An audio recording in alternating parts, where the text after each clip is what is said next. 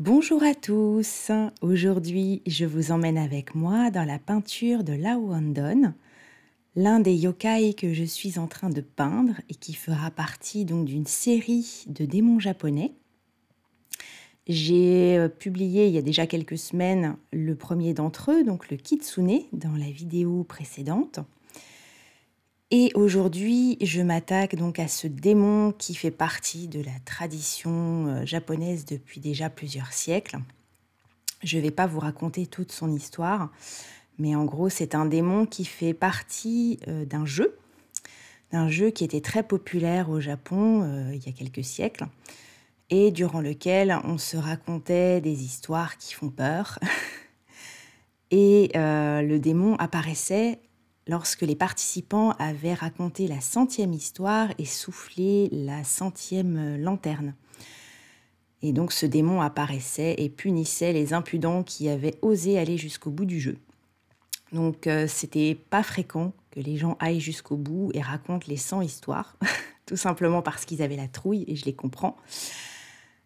Et donc ce démon, qui s'appelle Aoandon, ça veut dire littéralement lampion bleu ou lanterne bleue. C'est pour ça que je suis en train de travailler sur les couleurs du fond avec des tons bleus et indigo. Et ce yokai fera partie de la sélection que j'emmènerai avec moi à la Japan Addict les 3 et 4 juin à Strasbourg, si vous êtes dans le coin, puisque j'ai un stand là-bas et je montrerai donc la série des yokai, puisque j'en ai peint 4 à l'heure où j'enregistre cette vidéo. Et j'espère qu'ils vous plairont. De mon côté, je suis super occupée, au point d'improviser totalement le script de cette vidéo. En fait, d'habitude, j'écris quand même une trame, et là, j'ai rien écrit du tout. Mais j'estimais que ça faisait très longtemps que je n'étais pas venue vous voir sur un format long. Et donc, j'avais envie de vous donner quelques nouvelles pendant que je peins Lao Andon. Et en gros, ouais, depuis le début de l'année, je peins énormément, je suis très occupée. J'ai préparé une exposition qui a commencé au mois de mars. Et là, je suis dans les préparatifs de la saison des salons et des conventions. Puisque jusqu'ici, c'est vrai que j'exerçais mon travail principalement en ligne, dans ma boutique, sur mon site web, avec le blog, avec les vidéos sur YouTube. Et cette année, je me suis fixée pour objectif d'aller à la rencontre du public et de participer davantage maintenant que le Covid qui nous a bloqués pendant des mois. Et bien maintenant qu'il est entre guillemets derrière nous, même si voilà, on fait toujours attention, eh bien je vais un petit peu plus à la rencontre des gens. Et je me suis inscrite notamment à la fin du mois de mai à un salon de l'illustration et du livre qui aura lieu à Haguenau. Donc toujours en Alsace. Pour l'instant, moi je fais uniquement des événements locaux parce que je ne peux pas me déplacer très loin. Je n'ai pas de véhicule, donc je reste dans des zones où je peux facilement me déplacer. Et donc fin mai, je participe à cet événement qui durera 3 jours. Donc autant vous dire que je prépare des illustrations, je prépare du stock et j'essaye d'organiser un petit peu les choses pour pouvoir à la fois préparer mes salons, continuer d'avancer sur le tarot sur lequel je travaille avec Caroline Eskenazi et continuer de faire vivre ma boutique en ligne, d'alimenter les réseaux sociaux. Et je ne vous cache pas que voilà, le rythme est un peu compliqué et mon énergie ces dernières semaines est un peu au plus bas. Donc j'essaye aussi de faire attention à moi. Et le printemps, je pense que c'est la saison idéale pour simplifier, pour retirer ce qui pèse, pour faire des choix et essayer voilà, de recréer un cycle vertueux autour de mon travail. Donc je suis en train de faire des réflexions sur mes activités, les choses que j'aime particulièrement faire, les choses que j'aime moins faire, les choses sur lesquelles j'ai envie d'appuyer mes efforts professionnellement et ceux où je me dis je peux laisser ça de côté pour l'instant. Ça n'est pas ma priorité. Donc, mes réflexions du moment, c'est plutôt ça. C'est qu'est-ce que je dois prioriser? Qu'est-ce qui est le plus intéressant à l'heure actuelle pour moi? Et il est clair que moi, mon cœur de métier, c'est la création artistique, c'est peindre, mais c'est pas que ça. C'est aussi vendre, c'est aussi communiquer, mais pas le faire n'importe comment. Et ces derniers temps, c'est vrai que j'ai testé beaucoup de choses.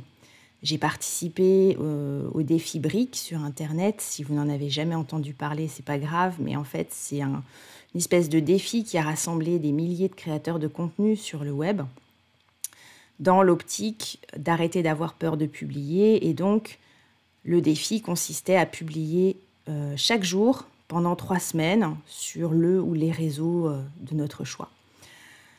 J'y ai participé un peu officieusement parce que je connaissais le principe et je sais que publier tous les jours, pour moi, c'est pas la peine. Mais ça m'a quand même permis de faire des choix et de me rendre compte qu'il y avait des choses que j'aimais et des choses que j'aimais moins. Dans les choses que j'aime moins et sur lesquelles je ne vais pas insister, ce sont les contenus très courts, comme les shorts, les TikTok. Voilà, j'ai testé pendant le défi Brick. Vous avez peut-être vu aussi sur ma chaîne pas mal de shorts qui ont popé.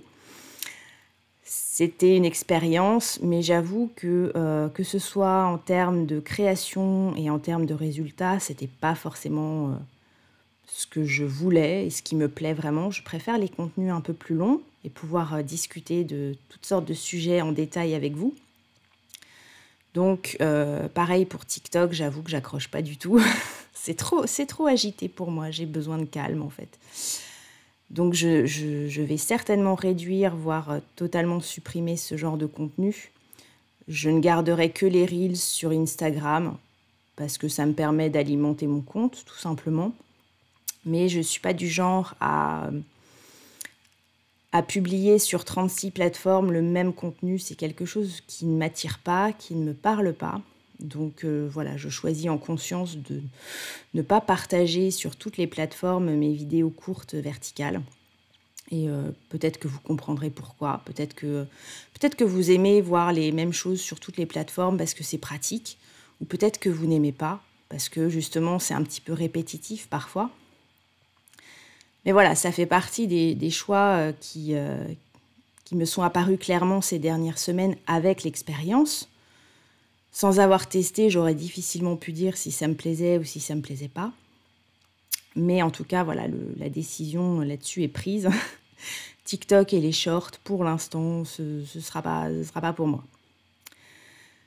Ensuite, les choses que j'aime bien faire, c'est publier des contenus écrits, un petit peu plus longs, un petit peu plus détaillés. Donc ça, je continuerai à le faire, notamment via LinkedIn, qui est un réseau sur lequel j'interviens de temps en temps, pas régulièrement, mais quand j'y interviens, j'aime bien le faire. Donc ça continuera, ainsi que les contenus écrits sur le blog, parce que le blog, c'est ma maison. Donc clairement, je compte persister dans les articles de blog et je compte aussi prendre le temps de réécrire des choses que j'avais écrites il y a déjà longtemps, des choses que j'ai pu penser et sur lesquelles je me suis remise en question, des changements d'avis, voilà. Donc je retravaillerai aussi les vieux articles de blog. Mais clairement, voilà, plus j'observe ma création, ma façon de fonctionner, plus je me dis que moi, j'ai besoin de calme, j'ai besoin de supports sur lesquels je sois posée. Et même en tant que consommatrice, c'est vrai que je ne suis pas fan des contenus courts, des contenus qui vont vite, des contenus très punchy, qui s'enchaînent. Donc je me dis que je ne dois pas être la seule. Et peut-être que vous êtes comme moi, que vous avez besoin de ces temps où vous vous posez pour écouter quelqu'un qui blablate comme ça pendant une dizaine de minutes sur YouTube. En tout cas, j'espère que ça vous plaît. Mais voilà, en ce moment, je suis dans une phase où les réseaux sociaux, je les remets beaucoup en question. Mais ça fait longtemps, j'en ai parlé déjà dans d'autres vidéos. Et où je fais aussi le tri dans les activités professionnelles que j'aime faire. Donc, il y a des choses que j'aime beaucoup. Toute la partie création artistique, j'aime beaucoup. Mais dans un temps très rapproché, je pense que je vais suspendre les commandes personnalisées. En tout cas, pendant quelques mois, le temps de finir le tarot, le temps de me vider la tête et de me reposer parce que je ne veux pas enchaîner les projets, même si bien sûr ça rapporte de l'argent, c'est pas la question. Mais, euh, mais c'est vrai que je vais avoir besoin d'un temps où je vais créer des choses qui me parlent vraiment à moi et qui, si possible, vous parlent à vous pour que vous ayez envie aussi de les acheter. Mais je vais avoir besoin voilà, de me reposer, d'avoir du focus sur mon évolution artistique. Donc ouais, je pense que d'ici juin jusqu'à septembre-octobre, je suspendrai les commandes personnalisées. Elles reprendront, mais elles reprendront quand je serai vraiment dans l'état d'esprit de m'y mettre. Et voilà pour cette réflexion du jour. J'espère que la peinture d'Ao Andon combinée à mes réflexions vous ont intéressé. Ao Andon, vous la retrouverez donc à la Japan Addict, donc à Strasbourg, les 3 et 4 juin. Vous la retrouverez peut-être à Agnou du 27 au 29 mai. Et en tout cas, je pense commencer la commercialisation des tirages d'art et des originaux à la rentrée, donc pas avant septembre, parce que l'été, je sais bien que vous avez autre chose à penser. donc voilà, la commercialisation officielle dans la boutique en ligne, ce ne sera pas avant la rentrée. Eh bien écoutez, je vais vous laisser sur ces belles paroles.